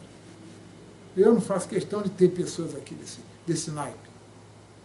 Desse naipe eu não quero. Nós precisamos começar a escolher melhor, prestar atenção em quem a gente traz aqui para dentro, para que essas coisas não se repitam, porque terminam em mais um processo, em mais uma encheção de paciência. A pessoa não consegue num processo, ela inventa um outro para atormentar e o grão-mestre tem que estar trabalhando, já deu para ver. Construir um prédio não é fácil, sem contar que eu queria só fazer uma observação. Eu ia perguntar para ele sobre os grão-mestres. É que ele se antecipou, eu não fui covarde não. Que graças a Deus ele respondeu e já falou, é por isso que eu não continuei com essa história de grão-mestre. Sem contar que o soberano Marcos corrigiu todos os rituais. E não corrigiu o ritual porque não gostou disso. Tinha tradução errada, coisa simples. Em vez de falar ao sul, falava ao meio-dia. Quer dizer, fazer em francês a midi é uma coisa e traduzir errado. Os rituais eram traduzidos errado. E até essas correções foram feitas. Fala um pouquinho dessa... Porque só mexeu em todos, não foi num só. Mexeu em todos pelo seguinte... Haviam várias sugestões e havia várias incorreções, como você bem acentuou. E uma delas, que isso ocorria em todos os ritos sem exceção, né, o pessoal nos rituais figurava a figura da coluna do meio-dia. E isso aí nos deixava assim, muito preocupados, porque exatamente os nossos ritos, escocês antigo e aceito, adoniramita, o moderno, e agora, recentemente, o rito escocês retificado, eles são de origem francesa. E, na realidade, quem fez a primeira tradução pegou a palavra midi, traduziu literalmente, como sendo meio-dia. Realmente, midi quer dizer meio-dia, mas midi quer dizer também posição sul do sol, região sul de França. Ora, se nós temos a coluna do norte, a outra tem que ser a coluna de quê? Do sul, e não do meio-dia. Né? E outra alegação, dizia, não, porque meio-dia que é o centro. Isso é bobagem. O sol fica a pino tanto no Oriente quanto no Ocidente. Tem que ficar a pino, não tem jeito. Então, era outro problema que nós tínhamos que corrigir. Outro ponto também era uma citação bíblica do Mar de Bronze. Foi outro problema que nós tivemos que corrigir. Mas corrigiu olhando a Bíblia, né? Porque a base era bíblica e o pessoal inventava as coisas aqui. Por quê? Agora isso é bom até que nós expliquemos isso aí. O grande problema é que nós durante muito tempo tínhamos dúvida do que queria dizer, né, pela Bíblia, né, qual era o lado sul e o lado norte. Que seria, né, a região sul e a região norte. Porque na Bíblia Sagrada diz lá que foram colocadas duas colunas, uma ao sul e outra ao norte. Né? Perdão, uma à direita e uma à esquerda. A direita, chamada de Boaz. A esquerda, né, X. Muito bem. Estava lá tudo escritinho, tudo bonitinho. E tinha-se dúvida, porque os ritos colocam uma coluna de um lado, outros colocam do outro. E tínhamos que chegar a uma conclusão bíblica sobre isso. Isso aí foi uma pesquisa que eu fiz, e quem disser que foi outro, não é verdade. Tá?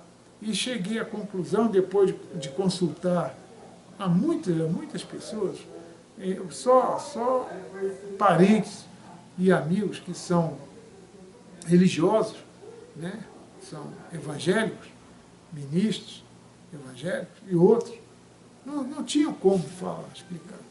E, na ocasião, eu lendo, fazendo uma pesquisa, vi que a Bíblia dizia o seguinte, isso aí está nos rituais, dizia o seguinte, e pôs o Mar de Bronze à direita do templo, a sudeste.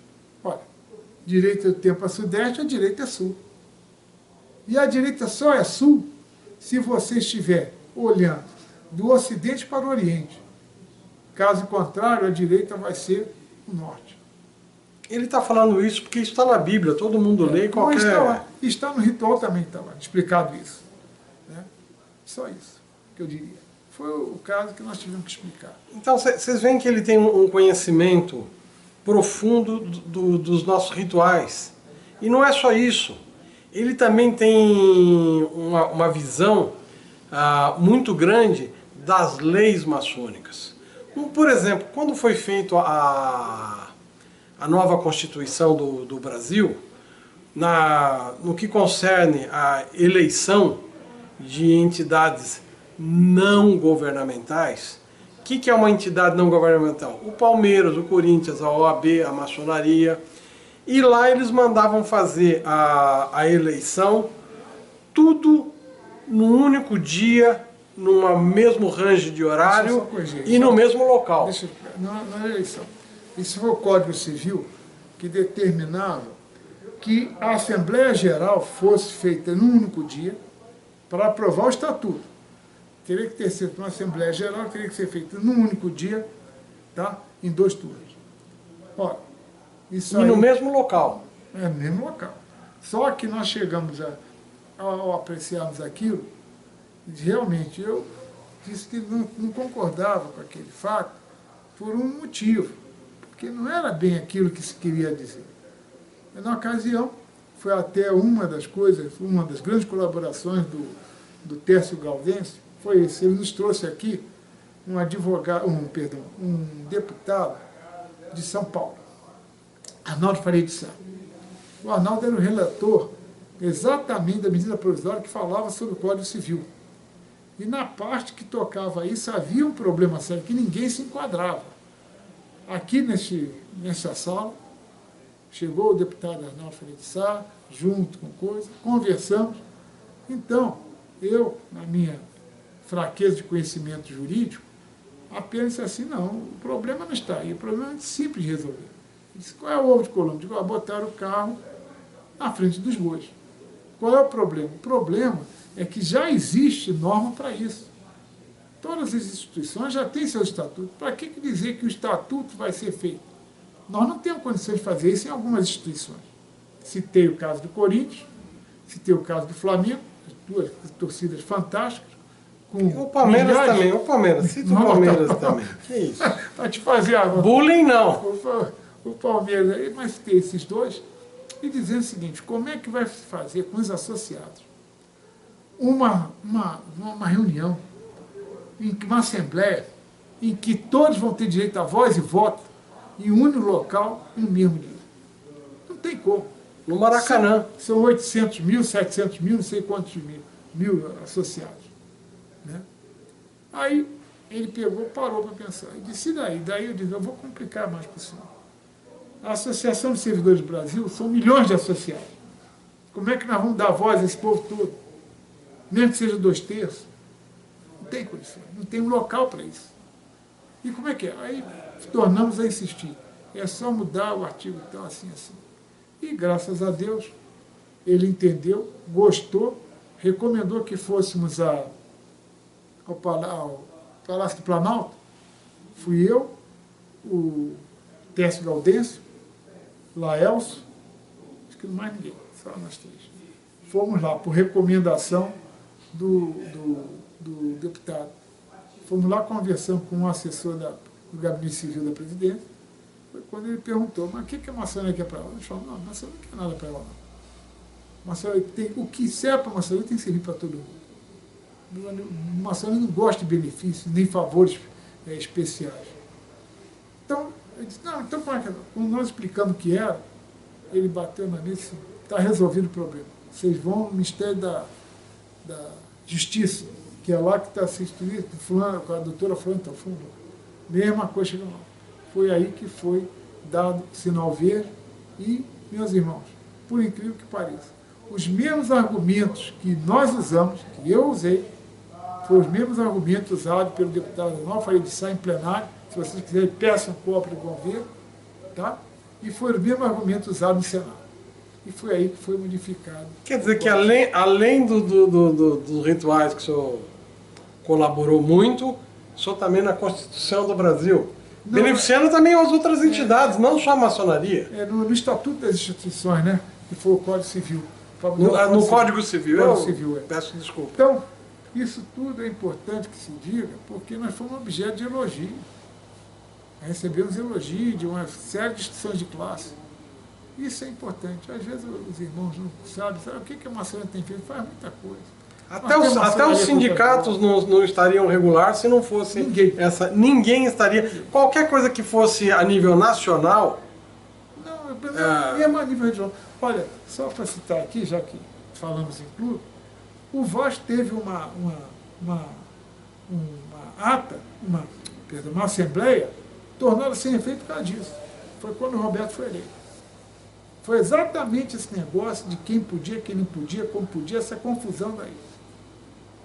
Porque nós aqui, assim como os clubes, nós também temos sócios especiais, que são os maçons, os mestres.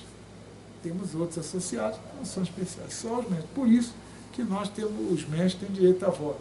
Assim como nos clubes tem sócios associados que tem outros não.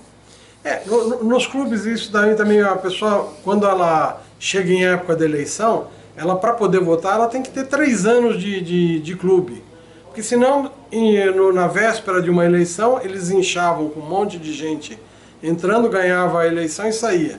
E isso é muito comum em todos os grandes times, Palmeiras, Corinthians, Flamengo, todos eles têm esse intervalo para a pessoa poder votar. Bom, então nós já vimos que sabe construiu, foi probo, conhece muito de ritual, ajudou a acertar essa documentação do Código Civil, é uma pessoa muito inteligente. Agora, o que o senhor fazia para o senhor ter esse conhecimento todo? Então, a formação... O senhor chegou a fazer faculdade? Tem 2 cursos superiores. E é professor de faculdade? Fui professor universitário, graças a Deus, durante 27 anos. Então? Lecionei na área contábil durante 27 anos. E para mim é um motivo de muita alegria. Motivo de muita alegria porque isso é do outro dia mesmo, estávamos aqui, quando um dos nossos irmãos e amigos, né, o Júlio Fernandes, ele olhou um quadro que eu tinha ali na minha estante, disse: quem são aqueles 2 senhores? Aqui são os meus pais, que foram formados em guarda-livros em 1900 antigamente. E o guarda-livro depois se transformou em contadores. E aí nós temos uma família de contadores já de 4, 5 gerações. Legal, eu fiz questão de fazer para que vocês soubessem que ele foi, inclusive, professor de universidade durante 27 anos. 27, é isso. É uma pessoa muito culta e não é nervoso. Ele espera acontecer a coisa, ele só tem coragem, o que é para fazer, ir lá e resolver. Aqui sempre teve muitos problemas e ele acompanha pessoalmente muitos dos problemas. Até aqui na entrada do Gobe tem um lago. E eles colocaram os peixes lá para chamar pássaro, coisas assim desse tipo, e vão lá no final da tarde alimentá-los, curtir, quer dizer, as árvores aqui em volta, eles que também vão verificando o que é para fazer. É isso mesmo? Exatamente. Então, agora nós tivemos que secar o lago, que estava dando infiltração. Então vai ter que ser feita uma impermeabilização apropriada para ele voltar a ser repleto de água e ter peixe. Nós vamos fazer, esperamos aí, porque os técnicos da área recomendaram que esperasse para toda e qualquer chuva para que eles pudessem efetuar os trabalhos de impermeabilização devida. Bom, nós estamos falando de bastante coisa, já falamos bastante, e então nós vamos começar agora a perguntar. O senhor vai deixar dinheiro ou gastou tudo? Não, o GOB tem recursos aí em caixa. Tem recursos em caixa e vai poder trabalhar com tranquilidade. O próximo não está... Não tem problema. Não há problema. Não há problema? Não há dívida, não há nada, estamos com tudo sanado. Mas nem uma dívidazinha só vai deixar? Não, acho que a única dívida que eu deixo é eu não ter podido fazer mais. É a única dívida que eu tenho. O senhor se arrepende de alguma coisa, senhor Me Bernardo? arrependo disso, de não ter podido fazer mais. De não ter podido fazer De ter mais? tido tempo para fazer mais. Ou seja, o tempo foi muito grande, mas eu não soube aproveitar esse tempo para fazer mais. O senhor ficou 19 anos como, basicamente, que eu chamo de palaciano, trabalhando sempre assim.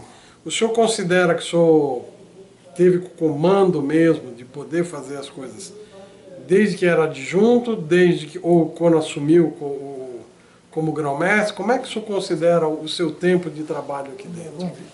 Em termos de legislativo, fomos bastante atuantes. Mexemos em tudo, fizemos uma nova Constituição, fizemos o RGF, tentamos fazer uma outra Constituição, não foi possível, fomos impedidos pelo nosso Supremo. Né? Mas trabalhamos bastante. Como adjunto, colaborei muito com o irmão Laelcio, inclusive fazendo com que as ordens inglesas viessem para nós. Quando vieram as ordens inglesas, o Laelcio me deu essa incumbência, né, irmão Laelcio me deu essa incumbência, e eu creio que tenha me incumbido razoavelmente bem, pois naquela época, o seu tio, nosso querido irmão e amigo Túlio Colatiopo, ele conseguiu que a Inglaterra nos trouxesse, que viesse da Inglaterra para nós, o Arco Real, Templários, Malta, Nautas, tá? E Mark Nautas. Tudo isso foi mérito dele. Hoje tem muita gente que não dá esse valor porque desconhece. Muito bem. Então isso aí foi também motivo de muita alegria. E trabalhar, ajudar o irmão Laelcio aí nessa conquista grande que foi de nós sanearmos o grande Brasil. Os rituais das ordens inglesas, foi o senhor também que... Eu trabalhei muito nisso. Que trabalhou neles, Trabalhei todos muito. eles. Inclusive, trabalhava neles, me reunindo com os irmãos da Grande Loja da Inglaterra, em São Paulo. Eu ia a São Paulo, aprender com eles, trocar ideia, ver como é que faria, como é que não faria, porque era muito difícil nós termos que colocar em português um pensamento inglês de muitos e muitos anos que eles não mexem. Era difícil. Para nós era bem difícil nós adaptarmos de uma maneira, nós tínhamos que fazer o máximo possível de detalhamento para que todos pudessem entender. É muito legal essas ordens. E é lógico que essas ordens são boas, mas também tem muita coisa que tem que ser aprimorada. Tem coisa aprimorada. Bom, ele já falou que não se arrepende. Nenhuma coisinha fora assim que... Eu me lembro que uma vez eu estava entrevistando uma pessoa, você não se arrependeu? Eu falei, me arrependo de não ter expulsado fulano antes dele pedir demissão. O senhor também isso... Não. O senhor não tem alguém que o senhor queria acertar? Não, vou explicar por quê. Aqueles que comigo convivem há muito tempo, inclusive você, sabem que eu sou legalista por excelência. Sou legalista por excelência. Tivemos casos aqui, inclusive, de assinatura de diploma de Dom Pedro, que você vai assinar fulano, digo, não tem nada a ver o fulano com relação ao relacionamento que nós temos. Não tem nada a ver. Ele merece, pronto. Se não merecer, também não daria. Né? Então, eu acho que isso aí é uma coisa da instituição. A instituição, nós temos que respeitar os seus poderes, né? Porque eles são harmônicos entre si, independentes, mas harmônicos. Então, nós só devemos agir de acordo com o que é deliberado pelo tribunal. Aí o tribunal... Já que falou em medalha, o senhor não acha que o senhor distribuiu muita medalha, não? Distribuir. Sabe por quê? Porque durante muito tempo as lojas não distribuíam medalha, não pediam medalha, porque elas eram cobradas. E o povo maçônico é um pouquinho... Aí sim, é meio pão duro, sabe? Não vai pagar as coisas, não. Mas quando nós assumimos, nós começamos a fazer o seguinte, a provocar os grandes organismos estaduais, a estimular as lojas a pedir as medalhas de seus obreiros. E foi aí que nós não tem valor nenhum. Ou seja, quem for, mereceu, tem a medalha. Não mereceu, infelizmente, não. E se a pessoa não tem 20 anos, não tem 30 anos, não tem 40, não tem 50, o senhor dava assim mesmo a medalha? Não. A única coisa que eu estipulei foi o seguinte. Havia uma regra em que se fala muito em termos de antiguidade, né? E também de colaboração, de efetivação, de merecimento, principalmente. Mas merecimento é uma coisa muito relativa. Eu não conheço ninguém que não se diz merecedor de algo. Né? E havia certas injustiças, a meu ver. Não digo quem cometeu, nem por que cometeu. As pessoas com determinado número de anos, eles tinham certas medalhas, e outros com aquele mesmo número de anos ou mais não tinham. Então, era um tratamento que eu sempre julguei desigual. Né? Então, aqueles que eu conhecia, eu podia ver, mas outros que eu estava nem sabia como pedir, como até hoje, tem muita gente que não sabe como pedir. Tá? Esses não mereciam, não eram agraciados com uma medalha. O que eles faziam, agraciados não, recompensados pelo serviço que prestavam, em termos de anos de serviço. E o critério que nós tivemos que estabelecer foi critério por ano de serviço. Sei que isso aí eu também granjeei muitas assim, contrariedade, muita adversidade, muita gente que passou a não concordar, a me criticar, mas não tem problema. Só com 40 anos de maçonaria queria receber a Dom Pedro I, que é só com 50, e faz pressão, e você não imagina. Exato. Isso aí nós não admitimos não. Preferimos ser criticados por isso do que ser criticados por ter. Aliás, foi por isso que eu fiz essa brincadeira, o senhor distribuiu muita medalha. Porque o senhor era pode, não pode, merece, faz, senão não tem. Exatamente. A não ser que o irmão tá atrás aqui, tá com câncer para morrer aí. Não, mas mesmo assim eu não consigo, eu vou explicar por quê. Às vezes as pessoas querem ter um pensamento assim, bem benevolente, né? Mas ele acaba sendo injusto. Porque outros morreram antes e não tiveram. Eu acho que se você estabelece um critério, a regra não pode ser exceção, senão a exceção passa a ser a regra. Nós temos um caso de um grande amigo meu que já vieram pedir, Dom Pedro para ele, Dom Pedro. Eu digo, até eu pedi. Eu digo, não vou fazer isso. Não vou fazer isso porque isso vai exatamente de encontro, ou seja, quer dizer, contrariamente ao que eu sempre preguei. Está entendendo? Nós não vamos falar o nome, mas ele merece muito. Tá? Então, é um problema sério. Aliás, ele montou um museu que destruiu o museu dele, que até hoje tem mágoa disso. Bem, então é preciso, né, que nós tenhamos uma linha de conduta. Né? Às vezes o irmão falou, porque o fulano isso, fulano aquilo. Eu digo, meu irmão, explico a eles o seguinte, alguns anos atrás eu era presidente do conselho. O Conselho fez um trabalho que eu considero primoroso para a concessão de medalhas. E nesse trabalho, eles fizeram lá uma espécie de um quadro em que eles estipulavam tanto tempo disso, tanto tempo daquilo, merece isso, merece aquilo. E botaram uma regra, que a regra é a seguinte, tantos anos disso, pode, tantos anos daquilo. Eu peguei, e era presidente do conselho, e disse, olha, vocês vão me desculpar, mas eu acho que vocês estão se equivocando aqui. Não são quantos anos? Você tem que colocar mês a fração. Porque tem muita gente que foi venerar por um mês, 2 meses, por fração. Então, tem que contar um pontinho. Senão, nós não estamos sendo justos. Vão beneficiar meia dúzia, os outros que também exerceram o cargo não vão ser. Foi feito assim, todo mundo, os conselhos concordaram, foi mandado para a Assembleia. Quando chegou na Assembleia, começou a haver o negócio, que era o tal merecimento. Merecimento do serviço prestado. Aí recebemos da Assembleia, naquela época, a seguinte colocação. Não. Todo mundo é merecedor? Não. A Constituição nossa diz que ninguém pode se negar a exercer um cargo. Então não é merecimento. Tá bom. Coincidentemente, qual foi o primeiro órgão no Grande do Brasil a pedir algo por merecimento para alguém? É a Assembleia. Quando mandou, eu apenas disse, olha, eu não posso conceder isso não, de jeito nenhum, porque era o Conselho quem fazia essas apreciações. Não podemos conceder não. Mas por quê? Ué, se disseram que exercer cargo é obrigação, não é coisa, então ele não merece coisa nenhuma. Pronto, acabou a conversa aí, tiveram que ficar me chateado, mas tiveram que engolir isso. Por quê? Eu acho que nós não podemos agir casuisticamente. Não podemos, nós temos que ter um padrão. Né? Como irmãos que vieram de outras potências, com 1 ou 2 anos, que era Dom Pedro, não dou.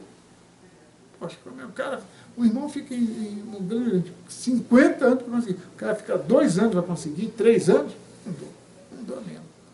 Eu já falei, pode entrar no... Vocês entendem por que o pessoal reclama tanto dele? Ele tem uma conduta que pode pedir quem quiser. Eu pedi, sou muito amigo do Soberano, vou continuar sendo, o respeito demais, sou muito grato à chance de aprender, porque eu fui aprendendo as coisas vendo o que acontecia, e principalmente como se fala não. O Laelcio sabia falar não melhor que ele. Que ele, vamos ver, tudo bem, dava a impressão que a pessoa ia levar e não levava mesmo. Mas o Marco, qual é a lei? Ah, então não pode. Ah, mas, não. Ele não empurra igual a barriga, o Laelcio era mais... meu irmão, porque eu estou dizendo, eu acho que a pessoa tem que ser sincera. A pessoa não deve enganar os outros, não deve alimentar os outros esperando uma coisa que não vai ter. Não deve ser feito assim. Eu acho que nós temos que ser maçons autênticos. Para isso nós somos livres de bons costumes. Ou nós agimos de acordo com o que deva ser feito, ou nós começamos a criar regra, aquela velha regra, né? Para os amigos tudo, para os desconhecidos a lei, e para os inimigos, certo, errado, pau neles. Não é por aí. Eu acho que nós não podemos, que na maçonaria eu não considero que tenha nenhum inimigo. Posso ter adversário e oposicionista de pensamento, não pessoal. Bom, o senhor acha que está faltando a gente falar sobre alguma coisa? Que ainda tem mais coisa que eu vou perguntar, que eu estou deixando por último. O senhor acha que tem mais alguma coisa que o senhor acha que a gente deveria falar? Eu acho sim, acho que tem um ponto importante, que as pessoas às vezes perguntam, falam muito da maçonaria, do golpe, né? Da maçonaria do golpe. E eu acho interessante que seja feita aqui uma colocação. Talvez poucos saibam ainda que pelo 3º ano consecutivo, nós fomos o quê? Recebemos a ISO. Nos foi conferida a ISO 9001. E isso para nós... E aliás, eu assisti uma reunião ontem ou antes de ontem, aqui no GOB, estão fazendo uma ISO, qual é o número da ISO? 37001. 37001, que é contra a corrupção, para que possa ajudar aos secretários, grão-mestres, não se corromperem. Isso é uma regra internacional e vai se procurar colocar aqui. Pode falar sobre isso. Não, também.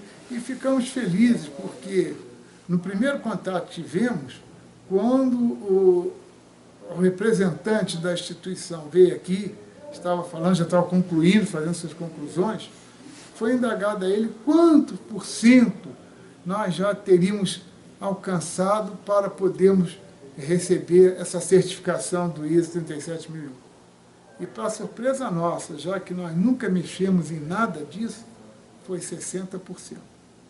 Então, para nós, é motivo de muita alegria, pois sem sermos sobrestados, sem sermos exigidos, sem sermos obrigados a fazer, voluntariamente nós já agimos dessa forma. Isso graças aos deputados que fazem essas leis que vão protegendo. Precisa corrigir algumas coisas, 40%, mas você veja que a gente está muito bem organizado, nós estamos muito estruturados com a justiça maçônica, nós estamos com o legislativo. Então, eu estava na reunião e eu vi que vocês estão muito organizados no que cada um vai fazer. Só precisa ir fechando algumas coisas para que... São poucas coisas que têm que ser feitas. Inclusive, é motivo de alegria para nós, pela certificação pelo 3º ano consecutivo, né, causou na empresa que cuida disso, que essa do 37001 é do estrangeiro, ela é holandesa. Né? Então, australiano. O causou surpresa a eles ver que uma empresa que começou a trabalhar, manteve a certificação e melhorou, avançou ainda mais. Por quê?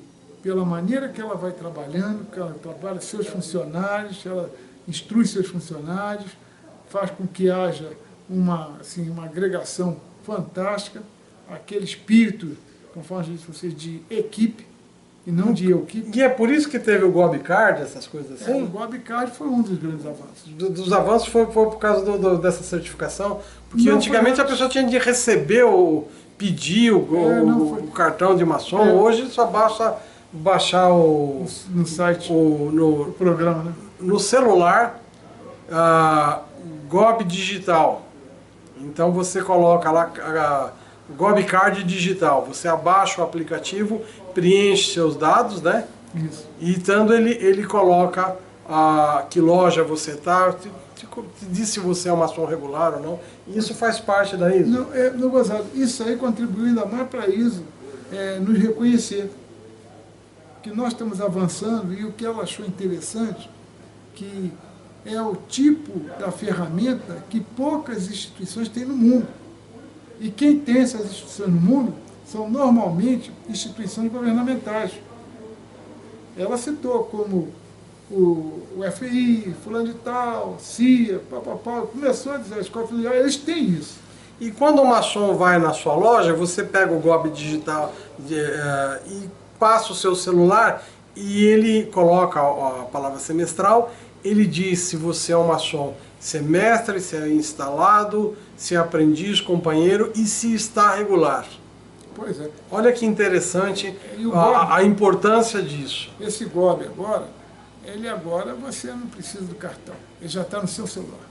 Assim como a Carteira Nacional de Habilitação está no celular, assim como o título eleitoral está no celular, nós, como instituições privadas, né, nós estamos no celular. É isso que causou assim admiração nas instituições certificadoras da ISO. E por que o senhor se interessou por isso? Pelo seguinte, para nós trazermos uma ferramenta de verificação a mais eficaz possível para o GOB. Não importa, se às vezes a pessoa vai, vamos a São Paulo. Chega lá, ficava aquela confusão. Não, agora não, ele apresenta o documento dele, digital, é verificado na hora e pronto. Não precisa estar com cartão nem nada, que ninguém vai falsificar cartão, porque esse sistema é por demais seguro. Isso para nós é motivo de alegria, motivo de satisfação, como nós temos o GOB LES, temos outros instrumentos aí que nós oferecemos ao público. O GOB LES é muito importante. Tá? É uma forma de você agir diretamente. Do outro dia mesmo, um irmão nosso de Brasília fez uma consulta a mim, eu não me furtei a responder. Eu respondi e disse, mas, fulano, seria interessante que você consultasse, nesses casos, o GOB LES. Vai lá, ele foi. Não demorou, 15 minutos ele ligou para mim. Ele mandou um e-mail para mim. Obrigado, é fantástico esse sistema aí. Facílimo de usar, uma ferramenta espetacular. Não precisamos ter mais no bolso, nem Constituição, nem RGF, nem não. Só chegar lá que sai na hora. É porque o deputado muda a lei lá e o que você tem impresso não condiz. Então isso daí é importante, tá lá, todos os boletins, quem quer fazer pesquisa sobre o GOB no passado, tá há muitos anos já. Tá. Então a última pergunta. O senhor vai. Hoje, né? O senhor está entregando o cargo dia 24 e só vai ser o quê? Qual vai ser o cargo que o senhor vai ocupar depois que o senhor saiu daí? Bom, isso ele ia fazer de segredo. Não é segredo. Mas eu perguntei. Mas perguntou. O senhor vai pedir demissão antes do cargo? Isso daí existe, que todo mundo está falando isso? Isso é um sonho de meia dúzia. Não existe esse negócio de pedir demissão. O mandato termina dia 23. Dia 23, até a meia-noite de 23, eu vou exercê-lo com toda a dignidade, com toda a seriedade e com toda a rondez. Exatamente para poder honrar aquele compromisso assumido e também a confiança que em mim foi depositada. Né?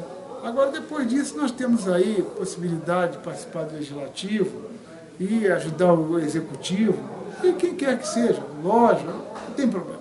Mas o senhor vai ser deputado federal ou não? Vou concorrer a deputado federal, sim. E com uma coisa, né? Se porventura o Legislativo precisar a qualquer momento, eu me licencio, presto a ele assessoria e vou. Legal. Então, eu, em primeiro lugar, queria agradecer demais a entrevista do nosso soberano. Eu tenho certeza que vai bombar, todo mundo vai fazer questão de assistir até o final. E eu queria, então, que o senhor desse as suas considerações finais, já despedindo não só dos maçons de hoje, como do seu grão-mestrado, já que eu vou publicar depois da sua saída. Eu diria a vocês, meus irmãos, a todos, indistintamente, agradeço muito a vocês. E peço desculpas por ter retribuído com muito pouco o muito que vocês nos ofereceram. Nós somos o que somos, embora alguns digam que nós estamos desacreditados internacionalmente, não acredite nisso. Isso aí é balela. Não existe nada disso. Pelo contrário, nós somos conceituadíssimos no exterior, muito conceituados. E alguns atos por nós praticados, não pensam vocês que foram atos impensados ou feitos de uma forma assim bem rudimentar, bem ingênua, ou com espírito de vingança e retaliação. Jamais faria isso. São atos praticados de acordo com a nossa legislação, de acordo com os nossos ditames legais, de acordo com as decisões tomadas por nossos tribunais e de acordo também com todo e qualquer oferecimento de denúncia feita, de representação feita pelo Ministério Público. Não teve um ato praticado por motu proprio, não teve. E eu pediria aos irmãos que antes de fazer qualquer julgamento, não a mim, mas no futuro, qualquer um que esteja atuando como grão-mestre, que antes de fazer a crítica, procurem saber o motivo real. Se interessem por isso, não fiquem nessa de dizer, não, porque é isso, é fulano. Não existe. Primeiro que eu não admito que no Grêmio no Brasil nós tenhamos partido. Nós não somos aqui políticos. Nós somos uma instituição. Nós podemos ter grupo que tem alguma opinião divergente. Isso é até fácil. Mas dizer que é partido, situação, oposição, isso é coisa que só quem não tem o que fazer pode alimentar. A todos, muito obrigado. Agora, mais uma vez, eu solicito a cada irmão que esteja vendo esse vídeo que agradeça às nossas cunhadas, a sua esposa, a nossa cunhada, cada um de vocês, tá? O muito que elas nos ofereceram, principalmente com a aquiescência de permitir que vocês se tornassem maçons, continuassem maçons e serão maçons, pois elas abrem mão de muitas e muitas oportunidades em prol da maçonaria. Obrigado a vocês e com a devida permissibilidade. Recebo um abraço bem gostoso, bem fraterno, um triplo fraternal abraço, e as minhas cunhadas, com a devida vênia de vosso marido, um beijo carinhoso e respeitoso daquele que sempre prestigiou a vocês, pois vê em vocês exatamente as pessoas mais importantes que tem na maçonaria, por vocês nos darem permissão de nós sermos maçons. Obrigado. Que Deus, que é o grande arquiteto do universo, esteja sempre presente em vossas atividades, iluminando-vos, orientando-vos, abençoando-vos e protegendo. Um grande abraço a todos. E muito obrigado à Rede Comer. Eu quero agradecer ao Marcos de nunca ter impedido de falar sobre um assunto ou sobre qualquer coisa. Muitíssimo obrigado pela sua transparência e é uma honra. Nós continuaremos com o senhor mesmo depois da sua saída, como ex-soberano grão-mestre. Muito obrigado. Obrigado a você. Muito obrigado à Rede Comer. Obrigado.